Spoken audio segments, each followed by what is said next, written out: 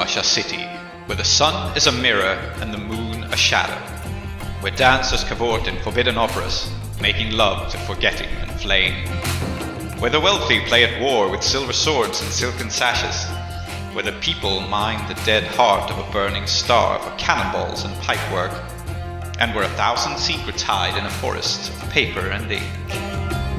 Here, the 5 keybearers reside, the 5 who know the secrets of the broken gates of death. 5 only. There is no 6th spire, forlorn and forgotten in the desert. There is no one who looks to the displaced, the poor and destitute and landless, whose ancestry has been stripped from them by foreign looms and foreign sparkcraft, and no one has ever heard of the House of Endings. But this is their story. Their roots pulled up and burned, they stand in filth up to their necks, and that is precisely why they must keep their heads ever high. Welcome to Uduasha, immigrant.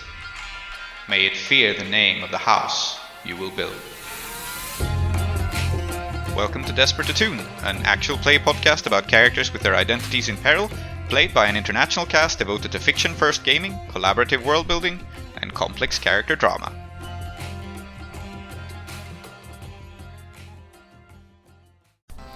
Last time on Desperate Attune, we were introduced to Bidrohi, Moss, Mushfiq and Saida, Kethrisi refugees and the last members of the Rising Moon Sword School. The crew was approached by Al-Qadir An-Khatam, self-appointed man of the people. He claimed to have a contact from the old country who could save the Kethrisi refugees, and all the crew had to do was look after an important letter. Once his contact was in town and received said letter, all would be well. For now, the crew just had to keep an eye on it. Though skeptical, they accepted the letter from Al-Qadir and sent him on his way. Unable to contain his curiosity, Mushfiq tore open the envelope and found that the contents were not a letter at all, but some sort of pedant of nobility. Saida, better versed in bureaucracy, deciphered the document and learned that it detailed the transfer of a title from Kethris to Uduasha. Adamant that the crew shouldn't be complicit in the theft of Kethrisi land, Saida headed out to get in touch with one of her contacts and find out exactly what the document could do before deciding what to do with it. And Moss followed suit. Al-Qadir had mentioned that Umid, adversary of Kethrisi independence and Mushfiq's arch-nemesis, was also after the document. Knowing that his involvement could be nothing but bad news, Mushfiq and Bidrohi also took off to find out what he was up to. As it happened, both parties had business at the Chipped Cup, the entertainment venue and espionage hotbed. There, Moss blended in with the clientele and monitored the situation. Saida discreetly scoped out one of her contacts, and Bidrohi and Mushfiq yelled at the top of their lungs if anyone had seen that bastard Umid around. The latter's approach was simple, yet effective, as one of the patrons came forward. She told them that Umid had been in town recently, regarding some sort of black market deal. Picking up on the fact that she didn't seem very fond of Umid, Bidrohi and Mushfiq suggested that they might all benefit from his demise, and it could be arranged if she was willing to help. Though she realized she was getting involved in something way out of her depth, the informant told them of Umid's whereabouts. And before they went their separate ways, Bidrohi asked her to relay a message to Umid, hoping to goad him into revealing his hand and attacking them instead. Well, very good. So, she heads off, and I think around about now, Saida's contact manifests. And obviously Moss is still spying on this conversation, so feel free to jump in. But another person in a lizard mask appears, striding out, and they have this beautiful lizard mask. They have fairly long robes. I think it's a person of indeterminable gender in these clothes and all. But Excellent. They sit down, and they... Do you have this conversation here? Yes, I think you do. I think this kind of like, you have a connection with Mr. Rohini, but not like an intimate, private one. Oh yeah, for sure. Yeah. So, yeah. Mm-hmm. That makes sense. So I think it's not that you can't be overheard, but you are in a private corner. I think the situation is such that people can see you, but not necessarily hear you, and this is by design. Right. So that if you turn out to be untrustworthy, people can like intervene. But yeah. Sure, that makes sense. Mm-hmm. Yeah, and the person in the mask says, I happen to be in the vicinity, and what can I do for you? I hoped to ask for a connection. If such a thing is possible? Of course it's possible. All things are possible.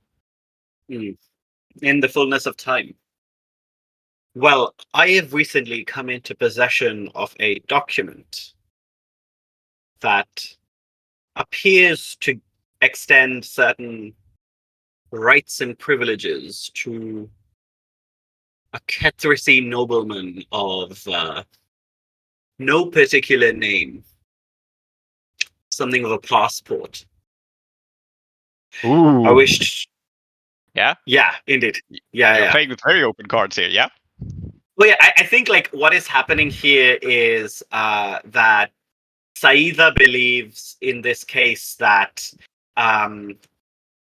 Rohini's already done them a favor personally, right? And this is it's actually something my dad says, funnily enough, that like the best way to get somebody to like you is to get them to help you, which Yeah. is that they think if they help you, that you're deeper in their pocket, right? Yeah. But that makes the relationship stronger. Yeah. So yeah, I think like it's good that nobody else can hear us, but Saida doesn't have a problem just saying this to Mr. Rohini and the intermediary, right? Yeah. And I think Saida will just say, I need to know what kind of danger this places me in, Mm-hmm. and I need to know whether I need to get rid of it. Ah, very good. Is this associated with risk? I think it is, because just mentioning this is.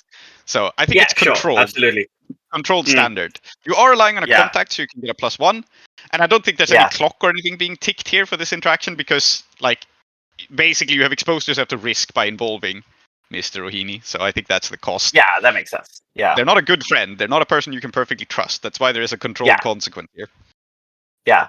And this is a straightforward consort, right? Like, this is the most, like... Yeah, which I have 0 dice in, but I'll get 1 die because I know Mr. Rohini.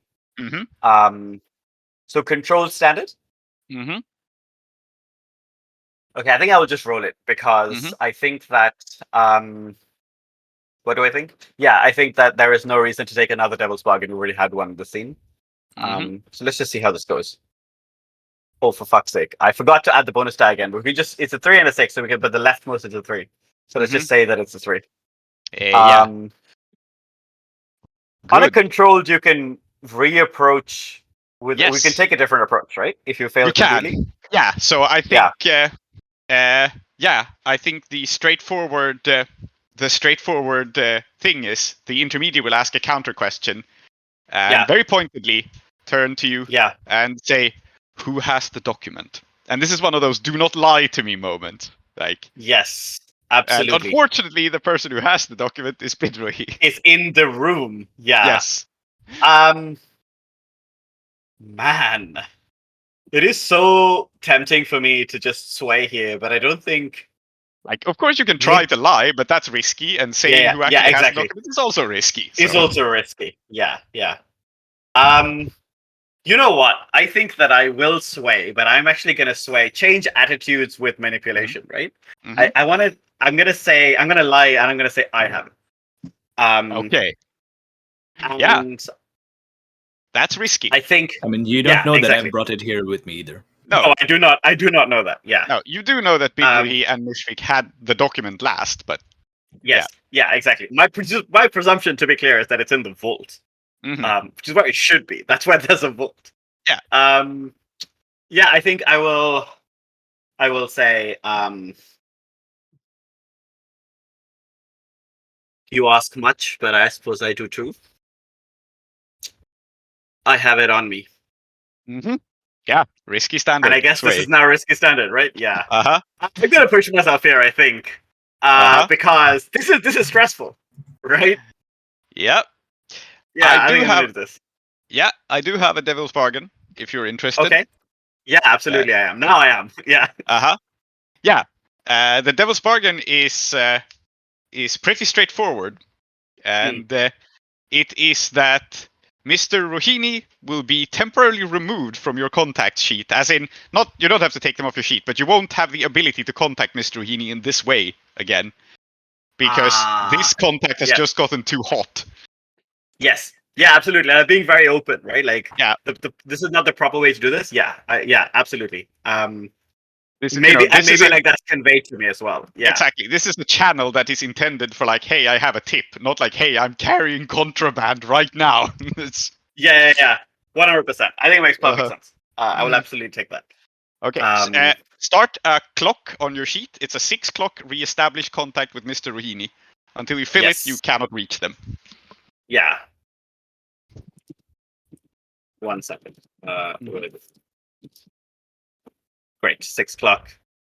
And it's currently at 0. Lovely. Okay. Mhm. So I will roll a sway. Risky, standard, 1 bonus die. Yep. Yeah, let's see how this goes. 5. Okay. Yeah. So 4 or 5 and 1. Mm-hmm. Yeah, and what was it you wanted to find out? Because you get what you want here. Yeah, so what I want to understand exactly what the document can do in the right hands, because I like my suspicion is that if maybe the right hands are Leonids or some, right? I don't actually know yet what this does. Like, what is the right and privilege allow you to do, right? Yeah. So this does not establish you as quite as cool as a member of the demon houses. I think your intermediary explains this in not so many words, but they know the bureaucracy, right? Yeah. So yeah. It does not establish you as quite so powerful, but what it does do is it basically establishes something like kind of diplomatic immunity. And the way this manifests is that if you just keep this document for yourself, which is very dangerous, then it is basically the blue coat intimidation claim. You have less heat because you have somewhat of like, we are a person of high standing in another Eruvian city, and Uduasha respects that. So whoever holds this document is much less likely to be investigated by the Fursan. Excellent. This is very useful. It is that kind of document, right? There is power in this. The only thing that is missing from it is an official stamp. It needs to like be delivered to the correct place in Uduasha and just stamped as in like, yes, this is legitimate and recognized by our government. Yeah. Once it's stamped, whosoever holds the document is not above the law entirely, but abover the law than your average citizen. Yeah, great. Okay. And I think that is what it does. So this person tells me this, and then says, like, you can't use this again anytime soon, whatever. And I've got like a pack of fortune telling cards on me, right? And I think what I will do is I take them out and I will slip out a card and I will hand it to this person. And I will say, show this to me. No, whoever shows this to me, I will return the favor. Very good. So, and it's like probably not even like a major arcana, right? It's probably like the 4 of paper or something like that. But it's like like Saida knows which card it is, and that's what matters. Yeah, you have slipped this card to the contact. They nod, and you will probably be given this contact once you've made some more work to find to reestablish the connection. And then this person will withdraw and leave. And the risky consequence here, unless you resist it, is I think this person says, like, I am unfortunately obliged to pass this information on to relevant parties. Unless you resist it, they will have to tell other people that this is a thing that exists. Yeah. So I think what I'm going to do is, as soon as they say this, I will say, I do not begrudge you your obligations. But if it's possible, I would prefer some obfuscation. Mm-hmm. And I think that, like, I think I understand that. And again, this is like professional courtesy, but at the same time, maybe not, it's the Rising Moon School. Maybe it's just somewhere in Bundavest, something like that, right? Like, maybe I can just like muddy the waters. If you don't resist this, she's just going to tell you what you told her, which is Saida has it. So yes, exactly. If you resist it, it'll more be like vaguely this exists in the city. Be aware. Yeah, which I think is fine. And to be honest, I think I'll say that, and I will say my regards to what would they say? Like, it's not to your employer because they don't even know whether this could be. Yeah. And I'll just say, please pass on my regards, and then I'm not going to specify to whom. It could be to anyone. Yeah, indeed. You have no idea whether this is Mr. Rohini or an intermediary or something, and that is exactly how Mr. Rohini prefers it. Exactly. Yeah. Uh-huh. So, good luck like maybe in an the upcoming resist? financial quarter. Yeah. Indeed. Yeah. Insight, right? Resist consequences literally from deception. Yeah, that makes sense. Okay. 4. I'll take 2 stress. That seems fine. Yep. Great. Okay. Yes. And my other question is, Moss, if you are back. I think I am back. Yes. I believe I hear you. Profoundly annoyed at the fact that I missed that conversation, but all right. Yes, this was the conversation you were spying on. What was learned, to recap it for you, is that Saida said, I have the letter on me, and this person said, like, oh dear, I have to pass that on to relevant authorities, but it was explained precisely what the document is, and it is basically, once you have it stamped and approved by Udwashan authorities, you are kind of above the law, and it represents the claim blue coat intimidation. Like, the Fursan will hesitate about approaching any person who has this official document of, not complete diplomatic immunity, but diplomatic discretion, let's say. Because again, it's a recognition that you are someone important in a different city. Yeah. Very useful to us. The Falconers who enforce the laws, they know that there are in fact different laws depending on your class. Yeah, indeed. And this marks you of being of a higher class. So it is a very useful document, but there are more and more people who want it because you're talking quite openly about it. So, I think I'll go sit next to Zaida if the person is gone. Yep. The person has departed and will not return to the chipped cup. Yeah, so I'm just going to, as you sit down, I will look at you and say, so all 3 of you decided. No, she doesn't speak like this to you. She will say, so all 3 of you decided that you'll follow me. I told him not to. Yes, but you still decided that you would come. Well, I suppose I did. Do you know what happens here?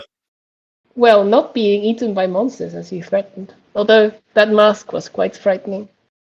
The thing about a ritual monster is that all you need to do to summon it is to speak the right words. And all you need to do to fall into its trap is be caught in its gaze. And that person that I was just speaking to, I summoned them, and I did not want any of you caught in its gaze. But, well, I suppose here we are.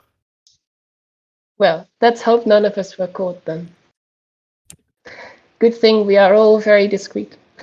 Yeah, as Pitrohi in the background is. No, I am very discreet. I have found someone to go to bed with. Yes. Yeah, excellent. Good for you. Not the woman from the foreign quarter, someone who knows how to apply their makeup, presumably. But yes. Yes. So I have left Sherekatam with my friends. I don't know how that's working out. Fantastic. Probably not well. Yeah, we'll get back to that, but let's continue Moss's discussion for now. Mm-hmm. Do you think that in our hands the documents will be more useful for us than in Al-Qadar's hands?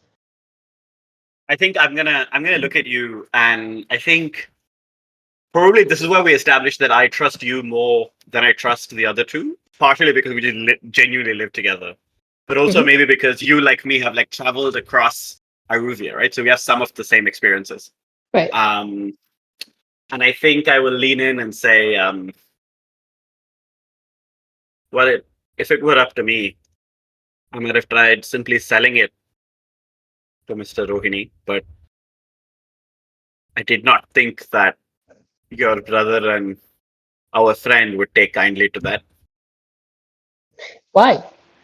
If I understand this correctly from what they told you, right? This might get some heat of our back. I think we possibly need that more. room to maneuver, then we need money specifically from selling this. Because no, go on. We can get money other ways, is all she meant to say. Yeah. So I think Saida says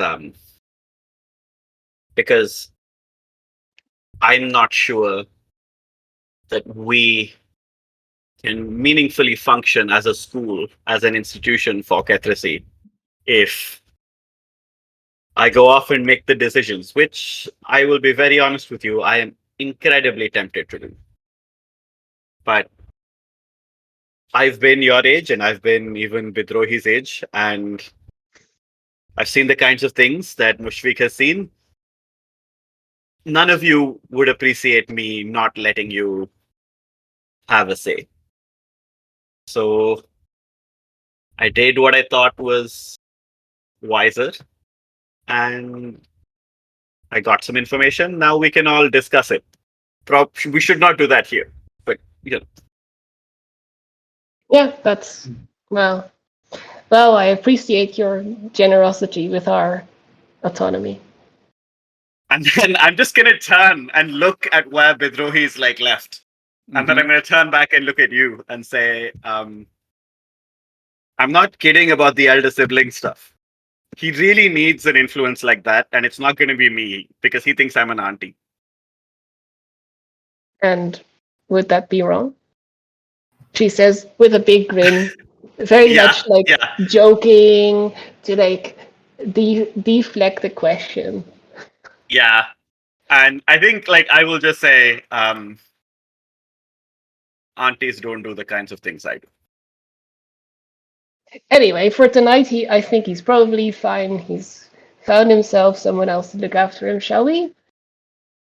Mm-hmm. Maybe rescue Mushfiq.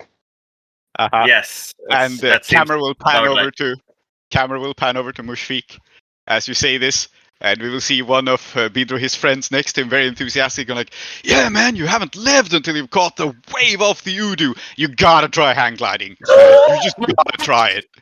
It's Bahadur Badur. It's Bahadur Badur. Yes, it is. Okay. Man, that guy's everywhere. Bahadur Badur, the brave bat. Mushfiq is sitting in a kind of like he's just really leaning back in his chair, like kind of to rest his back, kind of like I don't know, maybe like he thinks he looks really cool that way, but also it maximizes the distance between him and Bidro, his friends, while still technically being at the table. Yes, yeah. Like, and it's just going, yeah, oh yeah, man, yeah, that sounds great, yeah. I'll definitely, we'll catch up, definitely, yeah. He goes like, all right, well, I gotta move out. Gusts up, dude, and he heads up to catch the gust. Sorry, did he say gusts up, dude? Yes. Because it's not a surf, it's a gust. Yeah. We'll ride the Al Kawabanga. Yep. Yep, I have decided this is how Bahadur Badur talks for some reason. That's really good. I think I established very little about him. Yes. Like, so yeah, you established that his day job is driving a taxi, but obviously, like his hobby is riding the gusts. Yeah, absolutely. Yeah. Okay. So one thing about whatever I'm doing is that I definitely take the vest off because it would be weird otherwise. Yeah. Is that a problem? Well, that depends. I feel like, yes, having this with you and just hooking up with a stranger while wearing the vest with the paper in it, I feel like there's a role. Yeah, but what should it be? I think that it is finesse here, because this is mostly about hiding the paper, right? Okay. This is the youth taking off your vest. No one knows you have this. But this is also not a place where people don't look for hidden things, right? So if someone sees like a very fancy looking paper slip out of your vest, they might get ideas. Fair enough. Fortune roll? I'm wondering if I want to frame this in terms of position and effect. You know what? I will frame this in terms of position and effect. And what the effect here will be is you might get a new contact from this. You might actually strike a contact with someone you like. I think that's on the card. I'm on the hunt for, a significant other. Yeah, and I think you might make some progress towards that and gain a contact. So you have standard effect, but it's also risky because this person might find out that you have this paper. I don't think she is going to just like pilfer it from your pocket while you're asleep. Mhm. But I think the main risk is she's going to talk. I see. Okay. Position and effect for, I guess, hooking up with someone while carrying contraband items that half the crew doesn't know I have on me. Yep. Yeah, now that you frame it like that, maybe this is desperate, actually. Okay. You know That's what? fine. I will let you trade for desperate great if you want. And I Yeah, think I if think it's yep. Okay, desperate great it is. Mhm. Great effect because I think this is someone. Should we establish? I mean, maybe we can roll first and then we can establish. I was thinking that. things If you about this get the person. great effect, I have ideas about who this person is, but it will depend on the roll. So Okay. So let's You say have great made the- effect to have a good time. Very good Yep. time. Obviously, no assists. Nope.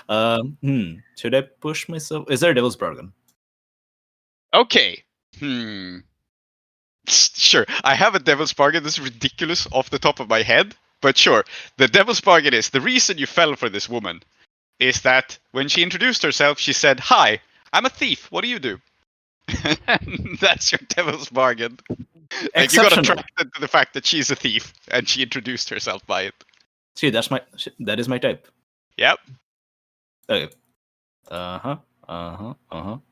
So I will flag that I have this ability, but it probably doesn't apply here. Nope, Gallant. I don't think so. Yeah. But I will read it out for the audience. When you perform feats of finesse, it's especially impressive. You get +1 dice when making an intimate connection with someone you've impressed. Since we have not impressed, that does not apply. No. Well, we must then. Okay. That's Okay, a 6. it's a 6, so it's a desperate roll, and you have great effect. Sure. So add a new contact, and give. Since you got great effect, here's what I'll do. I was going to tell you who it is, but since you got a 6, you the player, just determine what sort of contact you found, and it is basically, someone that Bidrohi is really into and really likes. Let's see. She's a thief. We know that about her. At least she calls herself one.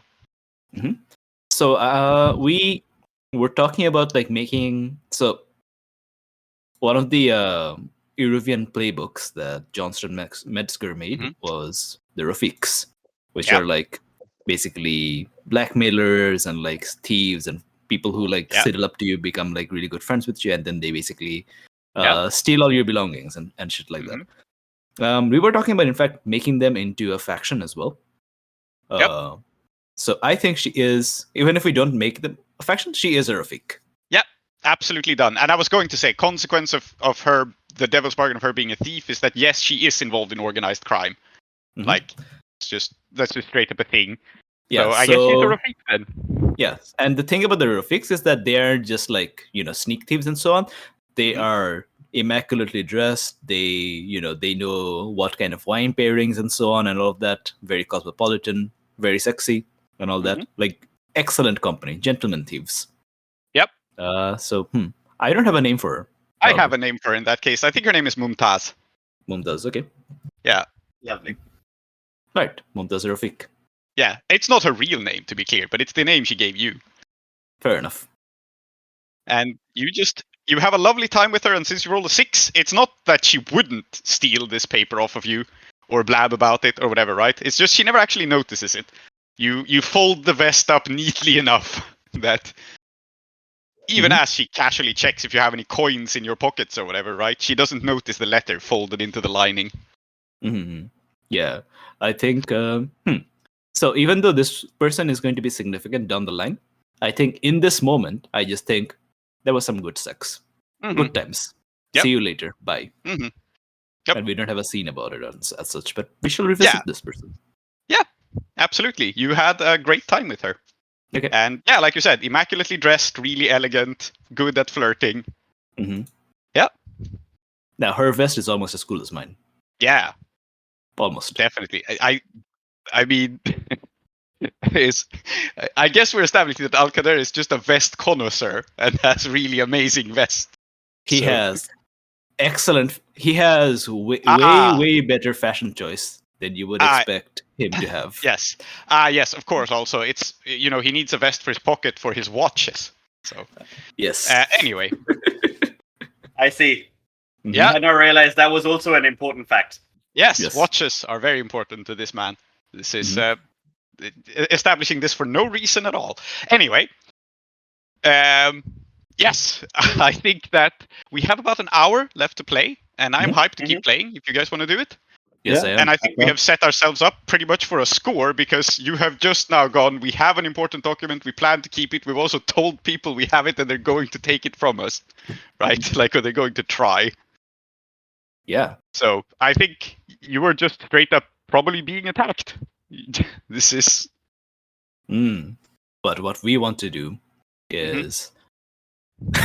I don't know if you're going to have this conversation out of character, but I'm going to. But I really enjoy the idea of Bidroid telling everyone else that he has arranged for us to get attacked. Yeah, I mean, you could. Oh man! If you want to have this scene, then go ahead. We can keep it brief. I would love to have to see that. Yeah. Okay, so I invite you all to a random rooftop first. Of course. In the hospitality ghetto. Yeah. What's it? Hello, sister. Hello, auntie. Shere Khatam, did you strike it off? Did you have a good time with Leo or Bahadur Badur? Oh, yeah, Badur, yeah. Great guy. Listen, either one of them can make you forget about Omid, okay? I mean, but you need to brief, Shere Khatam about this. He was there. He was there while you were luring Omid in. Yeah, but like you should be here for the same. He's here. I'm just in the background. I've got my hands behind my head, kind of just, Yeah, I've had nothing with the sort of like I had nothing to do with this. Huh? Yeah. Okay. Sister and auntie, I have good news. We are going to get attacked by this Omid fellow and his disreputable friends. And since we know we are going to get attacked, we are in a position to jump on them from this rooftop. Please forgive this boy for all his sins. Okay, so Bidrohi, I have some questions. Is that okay? Can I ask you some questions? Would you be amenable? Yes, I am very eager to answer you any questions you ask. Excellent. Okay. So first of all, what did I tell you? I told you not to follow me. What did you do? You came to the chipped cup. Right? You were there too? Okay, so I think Shere Khatam is kind of like protective of Bidrohi, like a younger brother. Is like, auntie, no, we went to the Chip Cup for a completely different reason, right? I mean, this is a great plan. I'll back in Kethris, jumping off the mangrove trees onto the Udawasha mercenaries. Like it was great. Like it's gonna be just like that. I have a lot of experience. Don't worry about it. See, Shere Khatam, he cannot wait to jump on this Umid person. I think at the same time where Mushfiq says like, oh no, we went there for a different reason, and we won't have it blend together in voice, but like in the world it would blend together. Moss says, really, I'm disappointed. I told you not to follow. Well, we didn't follow. I mean, just because if you were to go to a place, and I just happen to also be there, doesn't mean I've followed you. Two people can be the same place at the same big time. Okay. And I'm watching the dynamic with a smile. I'm just like, Yeah. Are you taking your sister out? I'm not going to do anything. Okay. I have asked you the first question. Now please be prepared for the second question. This is an exam. Okay? I stand at attention. Good. When you went into the chipped cup, did you know what kind of place it was? Yes, I am very aware of all the hanky-panky and skullduggery. Right. And you did what? You arranged for Omid to come attack us in this place, which you know is full of people who do skullduggery. Sometimes also the hanky-panky. New Andy, if I know Omid, he would have found out about this. He would have come after us anyway. It's just better that we lure him in. This way, at least we're in control.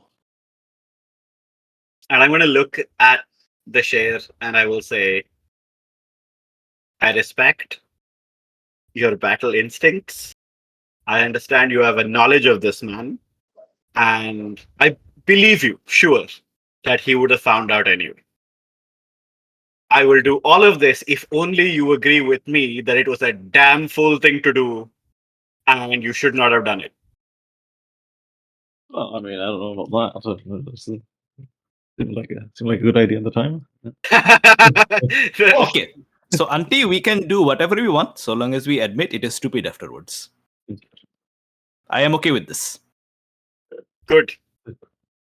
I will take what I can get. So you admit it was stupid. Yes. Also, in hindsight, and then I take off the letter. I should not be having this on me because I take my best off very often, you see. I think they're genuinely like dumbstruck. Like, what are they gonna say? I gave it back to you, I guess.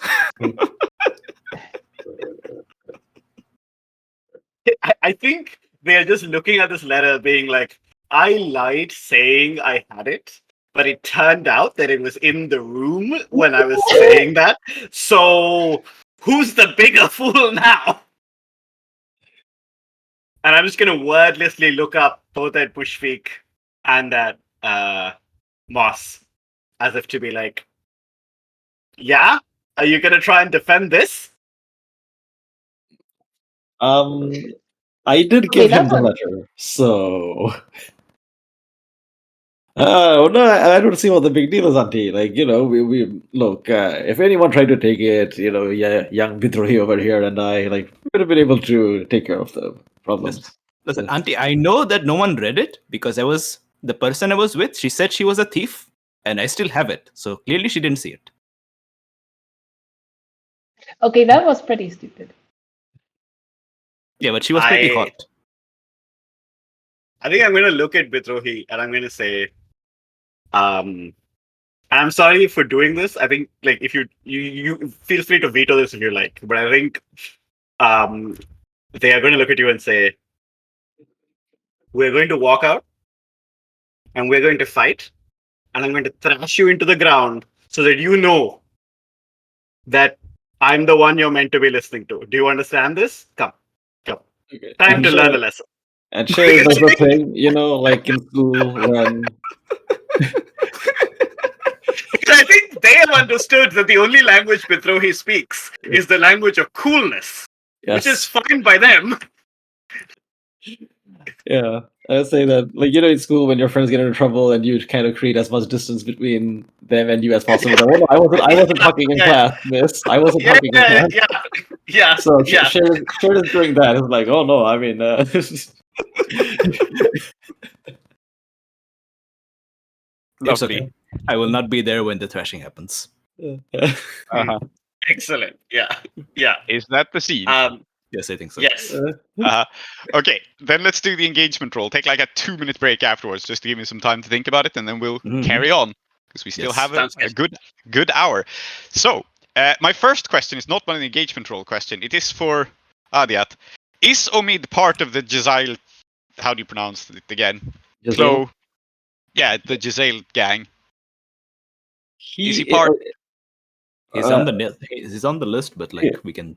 He's the second in command, is he not? Like, I think you marked him down as the second in command, and I'm like that. Yeah, so then he is part of a pretty dangerous gang. Like, this is not the whole gang coming after him; it's just Omid. But I mean, if he's second in command of this gang, he has some resources. Good. I will say so. Two things. First of all, with Omid, I was picturing him as kind of being like exactly what Shara was saying. Like, you know, he's kind of everywhere. Like, he's opportunistic, right? Like, he sees something, he takes it. He's kind of like. I mean, he would climb up the ranks, I think, so it makes sense for him to be in a thing like this. Secondly, it's also good that he's part of a powerful gang, because I don't want this guy who I've been building up as my arch nemesis to show up in the first score and then we kill him. No. I think that the odds of him dying are low. He is Good. a survivor. Yeah. So, Right. but good. Then we know that we're going up against a dangerous gang. I think that you are doing the engagement because you are setting a trap. So, Makes sense. yeah. So, is this operation particularly bold or daring? Yes, you're setting a trap for professional mercenaries. Yes, it is very bold and daring. Yeah. So you Yes. have 2 dice. Mhm. Is this operation overly complex or contingent on many factors? No. No, because I think we know what he's going to do. Well, we might not know how he's going to do it, but we know he's going to come after us. Yeah. Fair. So 2 dice. Does this plan detail expose a vulnerability of the target or hit them where they're weakest? No, you don't know anything about his fighting style. Right. Nor do I think he's strongest against this approach or has particular defenses, though. Because it's on your turf, so... Right, yes. I will... Okay, so I think maybe... Like, the way I've imagined this guy, I think he might actually have some defenses against things like... Because, after all, he fought against the Ketrisi, like... yeah, it's the true. He guerrilla does know your fighters. fighting style. Yeah. So he's been ambushed before. Right? Yeah, okay, fair enough. So you're back to 1 die. You're completely correct. Can any of your friends or contacts provide aid or insight for this operation? Yes, I have the perfect contact for this, which is my friend from back in Ketris. So I don't know if you want me to detail things about him now. Tell me a little bit about him. All right. So I think that maybe Cher and him weren't all that close back, when they were in sword school together, but they are both kind of the few survivors of the militia, right? And they're in Uzlasha. They've kind of got closer through that shared connection. Yeah. I think that my friend Zahir, I've described him as headstrong, refined, and also that he loves animals, but that's not important now.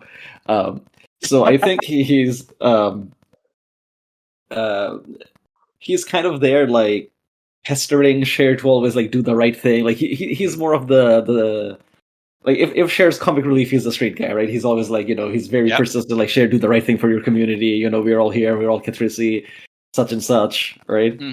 And so he's gonna show up not because Sherakala went to him and asked for help. He's gonna somehow catch wind of this, and then just he's just gonna show up and go, "Oh, hey, Mushfiq, how are you doing? I heard that you guys got into some trouble. You need some help, And then he's just it's just an excuse for him to spend more time going that, what we're doing here. Just imagine what we could do. We're a team. We could do so much for this community. So he is here, is what you're saying. He will participate in the score. Yeah. Yep. Okay. Excellent. Cool. Are any enemies or rivals interfering in the operation? We're not counting Omid now because he's the target. I mean, my rival is Jackal, who leads another gang in Wunderwest, but I don't know how. I mean, she might interfere. It's not. I mean, it's all the hospitality ghetto. Yeah. And it is in the Ketrisi part of it, but I don't know if this encroaches enough in her turf. I think it could. If you're saying that she interferes, I think what I will do is I will bake together the consequence that Tree generated in this and say that, Tree's consequence was word got out that there is something valuable in the district.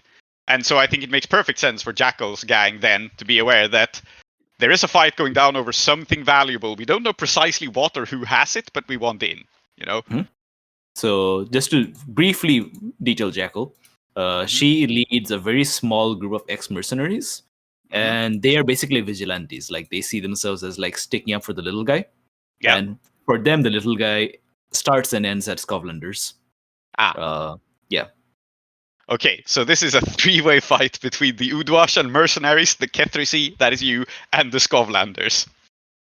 Love it. Brilliant. Why not? Yeah, okay, so you're losing a die, you're back to 1. Excellent. And finally, are there any other elements that you want to consider? There are 2 things here. You're on your turf, but they are higher tier. So I think we're staying on 1 die. I feel like the fact that it is on your turf sort of works in your favor. So you're staying in 1 die. You also have a free downtime action because it's on your turf. So one of you can take a downtime action to prepare. Okay. I have one suggestion, which is that my special ability is theologist. You know the secret ways to study the names of ancient powers, forgotten gods, or demons. Yeah. And I want to study the name of the House of Endings, so I might speak it for my own purposes on this score. What? Okay. Is that a dot Is that- dash? I don't know, but that's why I'm asking. Sure. If it's just a flashback, That then seems like a that's also flashback fine. action I'm roll. happy. I think it's a flashback. I'm Yeah, happy I to- don't think you need to acquire an asset to get this. Sure, yeah. If you want to acquire an asset, as in like a small demon on your side or something, I could count that as acquire asset. But this sounds more like doing magic during the score, so I think it's more of a flashback. Okay, that's fine. How do we feel about acquiring a small demon, friends?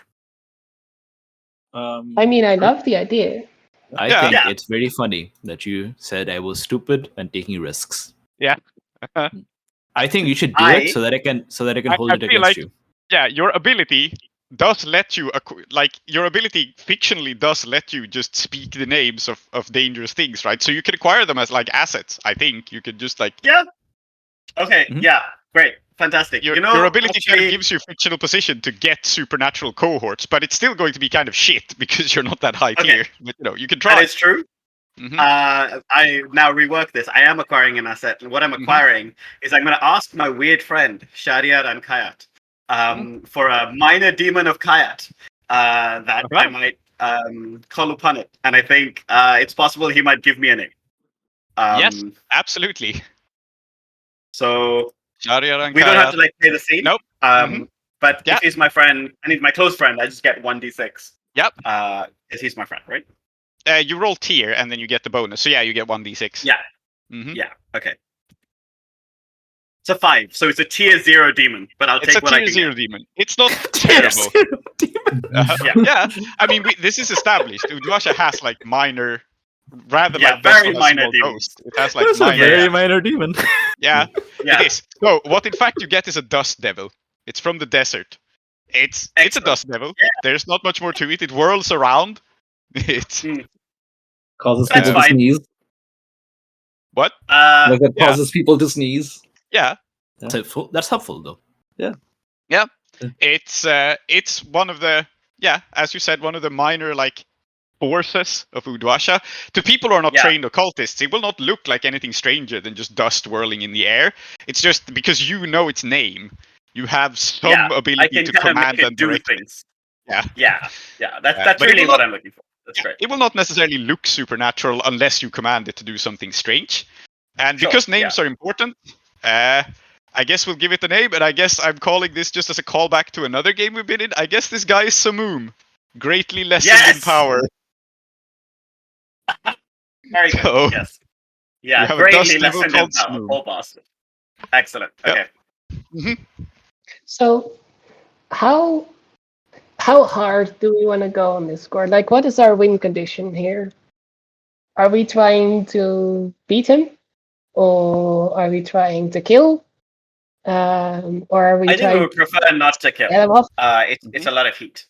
We Yeah. need to make sure Shere Khatam can date this man afterwards.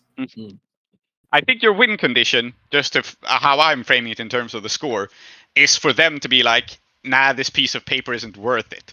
Yeah. Because, For me, It's- like out of character, the Yeah. important thing is for us to reestablish that the Rising Moon, not only is it back, not only does it still exist, but it's not a group to be fucked with. Excellent. you're sort of staking a claim and scaring people off. Because I think the only reason why people are going for this now is that you seem like easy prey, right? Like that's why people target you. And if you prove that you're not easy prey, sure, you're carrying something valuable, but I don't think valuable enough that like multiple people will die for it, especially since it's somewhat situational, right? So I mean, think about it. Like Ramu, the leader of the gang, got killed by some old dude while attacking a family in their own house. Yeah. You know? Oh, I don't know. I've heard this old dude used to be really dangerous back in the day. Used to be Indeed. Excellent. Anyway. All right. Someone roll a die. Is this more Shere Katam's plan or is it more Bidruhi's plan? Oh, I think it's his rival. Yeah, I think the actual like Bidrohi's plan may be to do this, but I guess the actual setup would be something that Sherikata would do. Yeah. Then So you roll roll fortune. 1d6. Okay. We got a 5. Did we? Yes, we did. Oh, did we? No, we didn't. No. No, wait, why didn't it roll? Uh-huh. Let me try it again. Yeah, roll fortune. 1. Yeah. Huh? Oh, there you go. There. Oh, there we go. Oh, well. Well. It's a 2. Yes. Excellent. Very good. Okay. Yes. Desperate position. We've got. Yeah. Do we need to cut immediately in 45 minutes, or do we have some leeway? I guess I should ask. Yes, I'll leave it. Okay. So. Yeah. Where have you guys set up your ambush? Is it on Yes. the rooftop that Bidruhi suggested? I may have an idea for why this is a desperate situation. Yeah. So I think it was Sherikata's idea that what Omid usually likes to do when he's doing something like that is take up a position somewhere high up because he's been ambushed before. He wants to really survey the thing. Yeah. And so yes, it is a good idea to also set up on our rooftops, and we chose one with a good view of the neighborhood, and we thinking that Omid would come up here and we would ambush him there. But we might have overestimated how much time we had, because in fact he's going straight to our now unguarded lair where the letter is. Yeah, makes sense. I have an idea for this, but yes, he's probably going straight around. This is an excellent proposal. So you guys have set up on a roof, and he is going just past it to your lair. Excellent. There is another reason why this is desperate. My other thing to point out is that guns are a bigger deal in Uduasha. It's not that you can't have them, but we established that they will attract heat. So my question is, what load are you all on, and are you bringing firearms? Well, I don't use any firearms, so unless you count the grappling hook. Yeah. That's fine. So you are on normal load? Yeah. I'm in heavy load because why wouldn't you be? It's a goddamn ambush. Yeah. But I I'm fight not with my sash. So. Yeah, I'm not saying you can't mark guns later on. I just want to establish right now, are you the sort of people who have guns, right? It says something about your character, that's why I'm asking. So, Saida, no. And Sherika, no. Yeah, I think I have I'm in normal load, first of all, because I'm going to be blending in a little bit. But I will have concealed in some sort of backpack a hunting rifle. Okay. I'm in light load because I am nimble. Yep. Excellent. Cool. So we see you on this roof, right? And then I think it's night, so the district is more cleared out than it usually is. We hear some noise from the Skovlander bar in the distance. The shadowy moon shines down on the area. Most honest folk are asleep, though far from all, because work on the docks goes on in shifts at all times. And I think the way that you become aware of what is going on is you will hear, you're not too far from your lair probably, right? So you will hear someone banging loudly on your door. And then kicking it in. I think that's what alerts you to what is going on. There's 3 hard knocks, and then the person notices that your door is not the most secure, and so just kicks it in. Our school is now the school of hard knocks. Yep. Yes. Anyway, now that okay, I need a second to record from that. I have recorded from it. I turn to Saida and say, "Oh, it's a good thing that I gave the letter to you, Auntie, to keep." Oh. And I'm just gonna turn, look at Bidrohi, and say, I really think that I should thrash you properly. Your Cher's idea was that we will stand on this roof. I remember very clearly saying we should guard the vault. That's what the vault is there for. In any case, Come. Look, let's not worry about whose fault it is. Wait, Auntie, are you saying that it is not with you? It is in the vault where it was supposed to be. Why would it But be with me? Auntie, why did you put it in the vault and then agree to not be near the vault? And Bidrohi's like, what the fuck? He's like, yeah. his irony just suddenly shatters. Like, what? Yeah, indeed. Indeed. Indeed. And then he's running. While this is going on, we need. Okay, I've had another idea. If we're on a rooftop, right?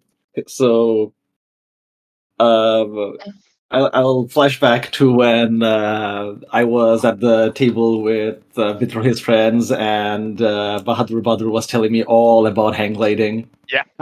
Yes. Excellent. Yes. So I'm going to try to attempt. So I don't have a hang glider, so I'm going to try to attempt. But there might be a clothesline, with some, with something nearby, and I'm going to try to manufacture and then glide down with this makeshift hang glider. Okay. Well, sure. It sounds like a prowl. It sounds very desperate, and it also sounds. I'm not going to say zero, but I'm going to say limited effect. I don't think you can just without pushing yourself or something, fly down right on top of them. But you can get there. Yeah. We have a dust devil demon with us. Oh, yes. Give me a little boost with your wind.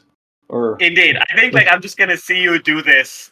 And I'm like, oh fucking young people. And then I'm going to close my eyes. And if this is an attune roll, it can be. If it's just an assist, that's also fine. Whatever. I think it's a setup action to give effect here. Okay. This makes sense. Okay. Then I think it is an attune, right? If I'm calling upon. Okay. Yeah, and because the engagement roll is desperate, your attune is also a desperate attune, desperate, as it were. 100. Yes. Standard effect though. You can set Shere Katam up here. I gotta ask for a devil's bargain when I'm summoning a demon. I gotta do it. Yeah. Okay. Sure. So. I have one wild one. Yeah. The demon knows your name too. Indeed. I was going to say, Hayat begins to learn my name.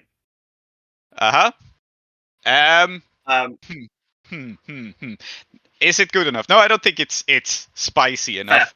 I think I will go for the following Devil's Bargain, which is that this is even crazier, but I'm going to go for it. Samum the Dust Devil will fall in love with you. That's oh my god! Yes! Yes! Are you kidding me? 1,000,000,000%. Can I add Samum to my contact sheet? Yes, you can, but this is not an uncomplicated relationship. No. Yeah. And it's not my favorite contact or a nemesis. Yeah, it's just a dust devil. I will quote Tanith Lee from Night Master, who said, "A demon destroys what it loves. It is as natural to them as it is to burn the sheets of a dead man of a sick man after a fever." Excellent.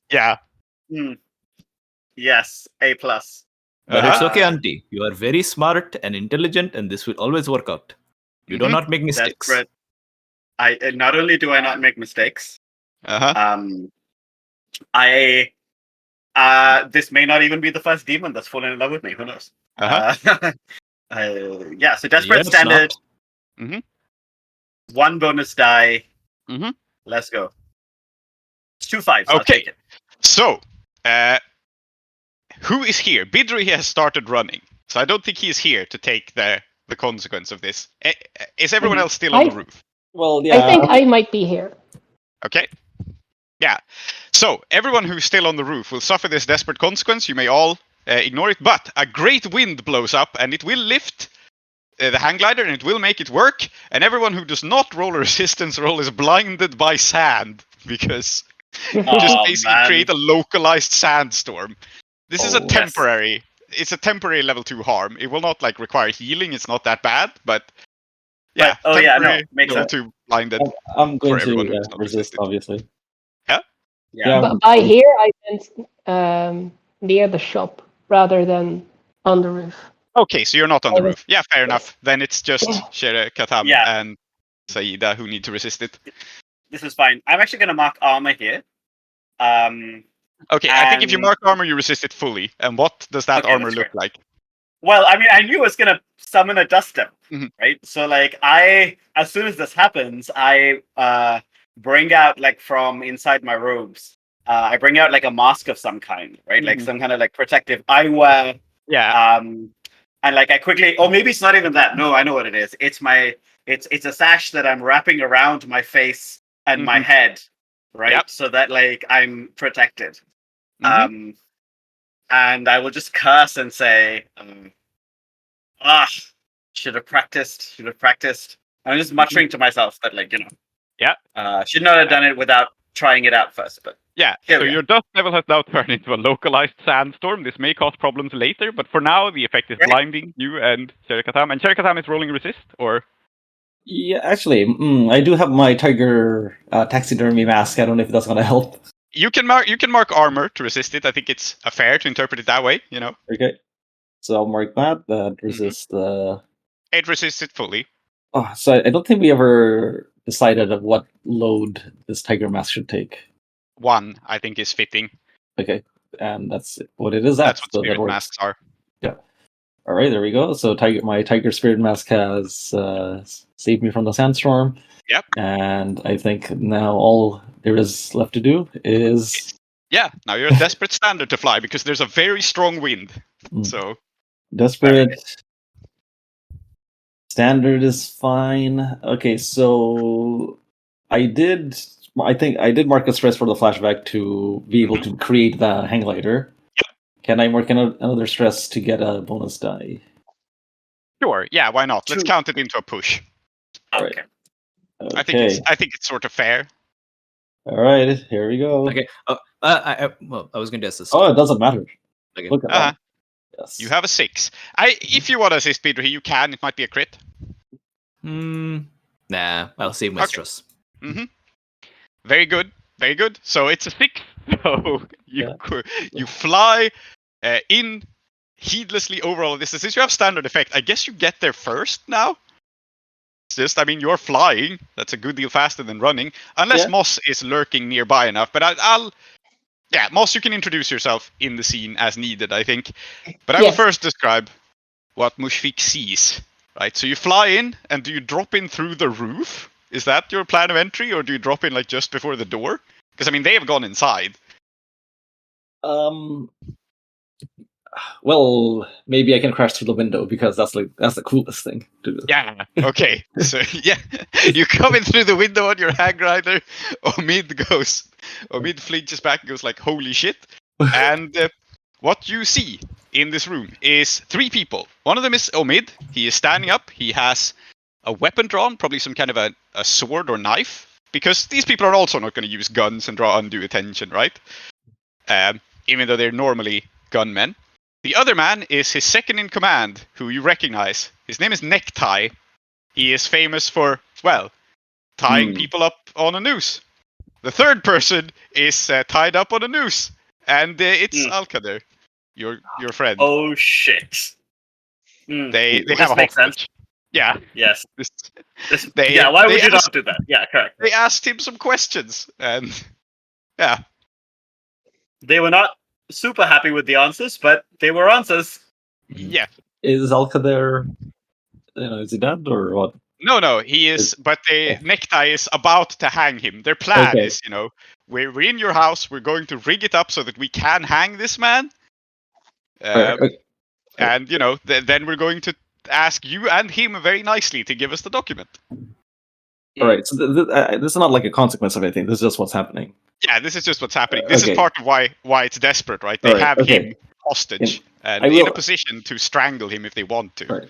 If I may, I will react immediately to this. I think I've got the element of surprise here, and I can see what's going on. So I'm just gonna.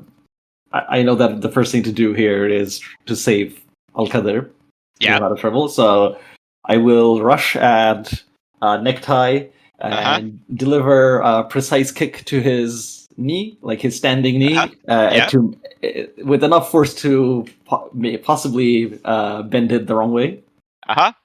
And I think that because I have I've got the limit of surprise, and I've got ambush. I should get an extra die for this. Oh yes, you definitely do. I do, however, think it's still desperate. Not so much because like there are 2 against 1, but because you're doing this through a window, and there is still like you might hurt yourself very badly in this process just by means of how you're doing it, right? So. Oh yeah, I mean, they don't call me Shankarabharanam for nothing. Yeah, It but doesn't say who's ending. no, it does not. But you do have standard effect. I think you can definitely like knock this guy down, like not knock him out, but get him to drop Alcadir and get him to fall to the floor. Yeah. Standard bonus die as well. Mm-hmm. Okay. Assume skirmish was the right. Mm-hmm. Yes, skirmish is correct, and you rolled a 5. Okay, excellent. So yeah, you do as you say. You kick him in the knee. Alcadir escapes, grabbing at like the rope that is still loose around his neck, but it's still very scary. They haven't tightened it, but it is there. He like flails at it, tries to get it loose. Necktie falls over, and then Omid, I think, recognizes you. Right? He knows that mask. He knows that person. I don't know if he was expecting to run into you, though. Of course he was. He's always there. Yeah, of course he was. Mm-hmm. So I think what he does is he says, "Long time, no see," and then he stabs you in the eye. Oh shit! Ooh. Oh my And, god, yeah. he's like Arnold Schwarzenegger levels of action hero pun. Yeah. So he spins the knife around, he jams it towards your face, and you're looking at the level 3 harm blinded. Yeah, okay. I mean, Again. you gotta Yeah, reserve. I do. You were facing it just before, but I think it makes sense for him to like stab you through the eye holes, right? Because the mask is protecting you, so that's what he's trying to do. That's what he's trying to do. I mean, let's see what happens. Oh yes, there we go. So I mean, actually, he shouldn't have tried to go for the head because the head is actually a fairly nimble part of your body. So I can dodge and create distance to size it. Think about my next move. Yes, I mean you only downgrade this from a level 3 harm to level 2, and obviously, right, as you move your head out of the way, he leaves a cool wound down your cheek. Yeah, of course. Like cut cheek, level 2 harm. Yeah. I think it's time to intervene. I was about to say yes. Yeah. Come on in, Moss. So, my plan was to like pretend to be like just a member of the crowd and then just ambush them with whatever. Unfortunately, there is no crowd in our house as far as I'm aware, except for the one that has just entered. Again, is there a crowd watching this? I assume there would be. Yeah, there is a crowd gathering to watch this, absolutely, outside. Well, excellent. Well, what I was going to say is, I have a special ability, Forgettable, that makes it easier for me to pass as member of a group. Yeah. And I thought, wouldn't it be fun when they're all like filing in, if just like an extra person entered with them. Yes. Yeah. You can that totally extra have person done this. being me. Yeah, you can totally have done this. Omid doesn't have like a big gang with him because his plan was not to make this a fight. His plan was to make this a hostage situation. But you can be part of his small gang. I think it's valid. So I'm gonna. I guess what's gonna be my plan right now is just to have to like walked with them as casually as possible, and now put a knife on somebody's throat with hostage situation. Excellent idea, Omid. But this would probably be a roll. Yeah, I think you're going for the guy who's on the floor then, who was just kicked in the knee. Like, he's probably the logical target. So yeah, his name is Necktie. He is a fairly large, like scarred and scary man. And he gets his name from his skill with a noose and with like whips and ropes and things. Yes. And you can absolutely rush towards him. It's an action roll. I think you're set up enough now that it's risky, probably, because you have the drop on them. I don't think it's fully desperate. I think this is going to be finesse, because I have been, like, just kind of casually walking in behind them. Yeah, I think finesse is perfectly fine. Risky standard. Yeah, I think you can take Necktie hostage with a... Risky standard, 1 bonus die. I think I'm just gonna roll it this way. Bonus dice from Forgettable, my special ability. I'm just gonna see what happens this way. Okay, cool. So you're just gonna pick this guy up. All right. And it's a 5.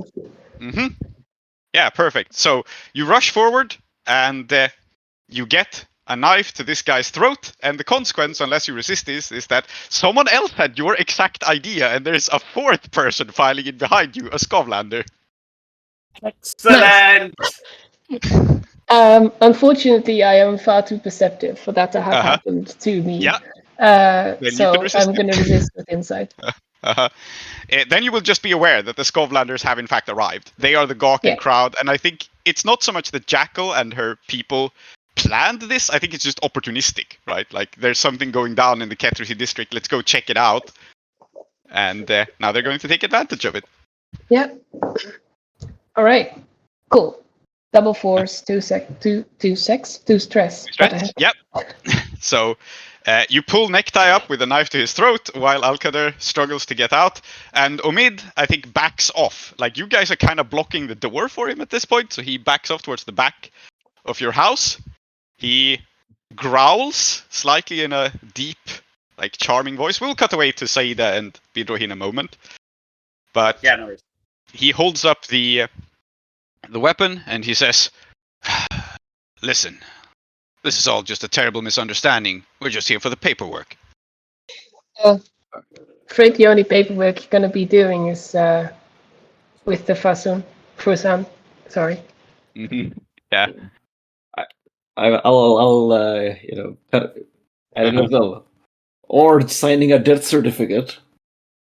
Okay, Omid's one-liners are just much better. Yeah. Yeah. Maybe that's also why Shankarabharanam doesn't like him. Yeah. Okay. Meanwhile, outside, Bidrohi is running towards this place and will be arriving only a moment sooner, only to see that a small group of Skovlanders have arrived. And I think you will see among them Jackal. And describe her for a moment, like when you see her. Jackal's aesthetic is like a badass Western outlaw. She's got a big leather hat. She's got like, those kinds of jackets that have like those leathery tassel-looking things. I don't know what they're called. You know what I mean? Like she's like wearing one of those, and she's probably like leaning against like a sort of like fence, just like watching all of this. She's got like 2, like not revolvers, or maybe revolvers because she is ex-military, so maybe she does have revolvers. Yeah. But anyway, multiple guns, and just kind of watching the whole thing. Yeah, she spots you. You spot her as you're rushing towards the place, and as she spots you, I think she's good at seeing an opportunity when she's got one, right? So she says, "All right, boys. Looks like his babysitters are busy. Grab the pretty boy, will you?" And she's sending her thugs towards you to just grab you because you're rivals. So, and he's like quite fast, I think, and he's on light load and so on, right? And then before he was about to burst into the scene, he took a minute to kind of make sure his flower crowns properly arranged, make sure the vest and so on, like of course, you gotta look presentable. And then he sees Jackal, and then he kind of like pops a breath mint because And then he says, "Oh, Jackal, what is this? You're sending? You don't need like all these intermediaries. You and I, we can have a one-on-one."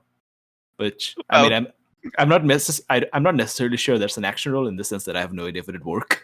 I mean, you're the sort of person who does duels with flair. Yeah. So I'd be like, "No, Jackal, come. Just you and me. Look, listen, Hamish, you and I, you're cool, but you're not as cool, okay? Back off." Okay, sure. I think you're in a position to try to do this. I think you're in a position to try to sway. It's obviously desperate. Yes. And I think it's limited at that. I don't think that you can just... I feel like, she has some amount of flair, but she also cheats, clearly. Yes. So... Okay. So desperate limited it is. Okay. Desperate limited. It's a sway, I believe. Makes sense to me. Can I take a bonus take for her? No, that He's doesn't your make sense. rival. That doesn't make any sense, though. Yeah, it's not a downtime action. I'm also doing this at her. Mhm. So I think that would work. Yeah. Desperate Limited is fine for me. Mhm. Okay. I'm just going to roll it as it is. Yep. And see how it goes. Mostly because I don't particularly care either way. Yep. 36. Excellent. Well, I had a fun consequence in mind, but I mean, she fights for her people. You are not her people, so. But I guess you have drawn enough attention from her that she like waves at Hamish, and she steps forth, like sachets forward, and is just like taking advantage of the situation, right?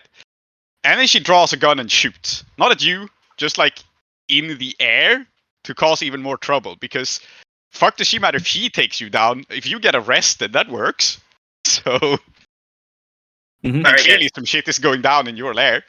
So you have her attention, and she is not about to like engage with you herself, but nor is she sending her thugs after you. So you kind of got what you wanted, right? It's not like she isn't going to try to take you out either, but she's just making the situation worse. Now, Jackal, that gun, very cool idea. Let's get more people involved. Why not? We are all having a good time. You sit there and you look sexy as you always do. Just like watch there and just like, let us do our thing. Okay? Okay. And, and I think this is precisely what you get. Like, she's not going to attack you in this moment just because she realizes that might be too much work and get her in trouble. Yeah, so in that sense, you get what you want, but not quite. Yeah. Then I think head into our temple and I just observe what's going on. What is the current tableau? It's not a temple anymore. No, it's not a temple anymore. It's That's your true. smithy. I think I think mentally I see it still as the temple. Moss is holding a scarred man at knife point. Omid is standing back as if he's ready to talk, and in fact he was just ready to talk. He just wanted to do the paperwork. What is Mushfiq doing? Is he like also standing, or is he ready to rush Omid? Or I think I'm gonna try to like just engage him in combat, just because I think. Because I wanted to say something before you do that. Okay, yeah. So you're like preparing to fight him, right? Yeah. Okay, I think that's obvious. I walk in and I say, okay. Based on the way you're looking at this man, Shere Khatam, I am assuming that this is the Umid. Okay, and I mean, I do not want to cast judgment on your taste, but this man is ugly as shit, sir. I mean, that's what I've been saying all along. Why do you want to fuck him? What? Omid, do you know? Wait, can this be a setup action to get? I don't know if that's what you are trying to do, but it's almost like a setup action to have Omid so confused. Sure. This man, he cannot shut up about you. He's like obsessed with you, and like you look at you. You look like something like the cat shut out. I'll allow it. So God. you're allowed to do a setup action. I think it's risky because no one is threatening Bidruhi personally at the moment. What the hell kind of action is it? Is it a sway? I think the deception. Yeah. Sway to completely discombobulate people. What kind of position and effect am I looking at? I think you're looking at risky, but standard. It's a setup action, so risky standard. I also want to point out that I've now started a clock for the Fursan arriving. I think this makes sense for how things happened with Jackal. Okay. Yeah, I think that's fine for me. Risky standard. I'm obviously always down for desperate great, but I can't really see the desperate position I'd put myself in. Oh, sorry, I can't really see like what I'd say to change the situation.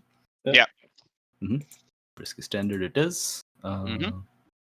I'm going to push myself. Okay, I have a way you can make this be great, actually. Okay. I think if you're going for great effect, you will set up Mushfiq, and we'll also get Alkader back in the action, if you're going for great. Because like he is just trying to unentangle himself for a rope, but I think if you are saying things, talking is his whole thing, right? So maybe you can get him riled up and join you. Listen, Sir, he said that nobody is perfect, don't get me wrong, and I'm sure he was thinking exactly of you, Omid. You are very unperfect. Yes. So are you switching to Desperate Great? Yes, I am. Mm-hmm. Desperate Great. I will push myself. Listen. Yep. And Cool. let's see what happens. Mm-hmm. 5. Okay. So, Very good. with great action, Alcadar gets back to his feet. He gets disentangled. He's like hot on his heels. And you have also set up... Me. Yes. Yes. Mushfiq. Mhm. And the desperate consequence, unless you resist this, is that Alcadar gets up. He is like riled up. He's very afraid, but he's back in the action. And he goes like, yes. We cannot hide from the truth. I will have you charged for this. Guards! And he will actually draw the Fursan here. Because he has just been assaulted. And he is an upstanding citizen. He will not stand for this. So unless you resist it, the local law enforcement is going to show up. And Alcadar is convinced they will be on his side. And he will not be entirely correct about that. Okay. I will... I think as he is about to... I see that he's about to yell for guards. And I say, no, sir. You must let the course of the heart work itself out, okay? These people, these two men, they are deeply in love, but they also have many issues. They must work it out with themselves, okay? Yeah. He ponders your wise words, roll your resistance, see how stressed this takes you. Okay. Yeah, so he's about to shout, then he hears you, and then he nods sagely and says, nobody knows the reason for my silence. And very wise, sir. Yes, because he doesn't either. He's not totally sure why he didn't do that. But, very good. The clock still ticks a little, but it does not fill. So the law has not arrived yet. I will take it once. I think it's fair.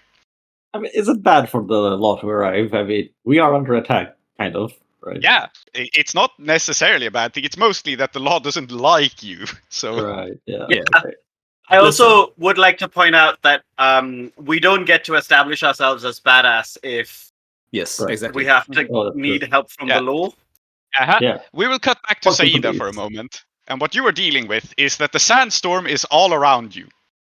Yes. Part of the consequence was the blinding, part of the consequence was this dust devil, and you took the devil's bargain that it is in love with you, and it's now orbiting you. So you're at the center of a sandstorm. Yeah. Okay. That's it's not leaving you. Yeah. So I think what I'm going to do is I'm in the middle of this storm, and I have no doubt that there is a ton of stuff going on downstairs that's just a bad idea for everybody. But I need to do something about that. So I think I'm going to speak into the storm, and I'm going to call upon Samum. I'm going to speak its name, and I will say, because I don't necessarily know that it's fallen in love with me yet. Right? Nope. You just know that it for some reason refuses to leave you alone at the moment. Yeah. Okay. So I think I'm just going to say, Samum, devil of dust and storm, I humbly beg thee to attack those who wish me harm, those who are not of Kethris, who attack even now this holy temple, ? I mean, she doesn't say ? out loud, but you know what I mean. And basically I want to try and convince it that I'm under attack. It is bound to protect me, and therefore it must go do this. Saida does not know, of course, that actually what it may be thinking is, oh no, the love of my life may die before I get to kill them. Yeah. All right. So you have a +1 die for knowing its name and all that, and that I think is established. You are trying to command, however small, you are trying to command the supernatural with, you have the ability to do this, but I still think it's desperate because. Oh yeah, for sure. Yeah. Situation is screwed up. Yeah. I think you have. Effect depends a little bit on. So if you are just trying to get the sandstorm to fly towards the scene of the action and indiscriminately fuck shit up over there, you have standard effect. If your goal is to get it to do something more precise, you have limited effect. Yeah, I do want it to be more precise. So then it's desperate limited because I think it's a sandstorm. It's by its nature not particularly accurate. Absolutely. Yeah. But I think it's important for our reputation if I'm able to do this. So I'll push myself for effect. And I'll have one die, because it's only one. I have 0 dice in command, but I think that's fine. Right. So you wanted to attack Omid, basically. Like, he is the armed man, he is the visible threat. Okay. Yeah, but like one of the reasons that I'm saying off Kethris is that I like out of character. I'm kind of like, hey, the Scotlanders aren't off Kethris either, right? That's true. Right? That's true. Yeah, maybe they make more sense as a target because Omid actually is off Kethris, kinda. So. Oh yeah, kind of. Yeah, exactly. Okay. So the Scotlanders are the target. Fair enough. Yeah. But it does contribute towards your goal. All right. Yeah. Desperate Standard. So, Desperate Standard, 1 die. There's a 1 in 6 chance of a 6. It's fine. But it was a 1, in fact. Okay, is that including the bonus die from your ability? Yes, correct. Okay. It was exactly 1 die that I rolled. Incredible. So, I think you order the Sandstorm to protect you, and that is precisely what it is going to do. And so, it will whirl in around you, and, like, whip, and start to, like, tear into your clothes and your skin, and just, like... spin tighter and tighter and tighter. And it's a demon. It destroys what it loves. So it's trying to protect you by sticking to you. I think what's happening here is that you take a level 3 harm. And I think this is desperate enough for this. You take a level 3 harm. Sure, 100%. And your clothes and equipment are going to get pretty fucked up because you are like being sand blasted. Yeah, okay. So I would like to resist this. And I'm gonna do it again by speaking its name, because I mean, that's what I do now. I've got my one thing. I just gotta lean on it. I think another effect of this is that this is starting to look more and more overtly supernatural, right? Like this was a dust devil. Now it's some sort of weird one-woman tornado. Yeah, absolutely. So I think what I'm gonna do is I will just say, Samoon, I bid thee cease. And maybe it's a resolve. Yep, absolutely. Okay. Go for a resolve resistance, and I will give you a choice if you resist this. I did. I took 1 stress. Yes. So either you can just reduce the harm to level 2. That's the simple consequence. Or I think, since you asked it to, what was it you asked it precisely? What were your words? I bid thee cease. I bid thee just what? Stop. Just stop. Cease. Yeah. Yeah. So I think the other way you can resist this is to just have that happen and just lose the dust devil altogether in this scene. So either a level 2 harm or your cohort is just basically takes level 3 harm instead because it gets sad. It does love me. Yeah. I think that's fine because I think it's going to come back during downtime and then it's going to be a problem. Yep. But for now I think it's I'm happy to lose it. Okay. And it'll be sad. All right. So there is this like brief one-woman tornado. You shout at it. It disperses. It flies into dust. And I think as it disperses and flies into dust, we see Jackal outside cast an eye up and go, "Boys, ain't that his grandma?" Yes. Come at me, bro. Yeah, I think this is where we'll wrap up the score. Yeah. I think, Jackal's goal is just to like kidnap someone. Yeah. She wishes. Yep. Yeah. Here close the doors to the house of endings.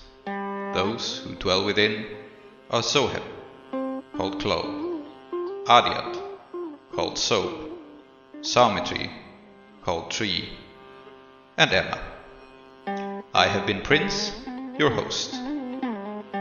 Our city of Uduasha is based on Blades in the Dark by John Harper and Evil Hat Productions, with special thanks to Johnstone Metzger. Follow us on Twitter or support us on kofi.com/desperateattune. If you want to engage further with us, we also have a Patreon at patreon.com/desperateattune, where you will get our newsletter, extra content, and updates from Uduasha.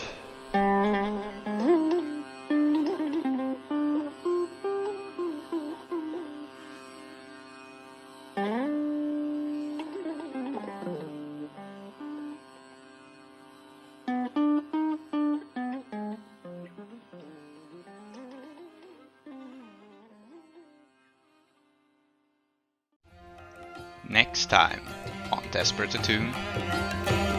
Zahir, I think, is like the more honorable, more refined friend, and he's like, he'll if he's in a duel, he'll do it the right way around. He'll be like, he's not gonna wait. He's not gonna be like, oh yeah, share. I'm gonna like, what he's gonna say? I'm gonna angle myself so you can sneak up on him. He'll be like, yes, my friend, you're here. Let us down together. So that is exactly what he does. He turns to us, she goes like, brother, don't worry, I have him right where I want him. And I go like, shut up, you idiot! I was thinking. And so what do? Seeing them clash, like they're testing each other, circling each other with the drawn swords. I'm gonna ask Zahir where he was this whole time. So Zahir, we did specify that you were bringing your friend, but we also specified that you were surprised by the attack happening at the lair. So Zahir goes like, sorry, I was a little slowed down, a little delayed by this whole change of venue. I don't know my way around the rooftops up here, okay? They're very bad. I fell through one. You're always on my case about doing the right thing and being like, on the ball, and you show up to this fight like 10 minutes too late. Like, speaking about doing the right things, make sure you and your people tile your roofs properly, damn it! Crosses blades with the... And Omit's just standing there listening to all this. Yes, I mean, I'm imagining them like, they cross blades a couple of times, but Omid seems pretty amused by the whole situation. And then Omid, I think, says, like, I hate to break up this tearful reunion, but the Fusan are here.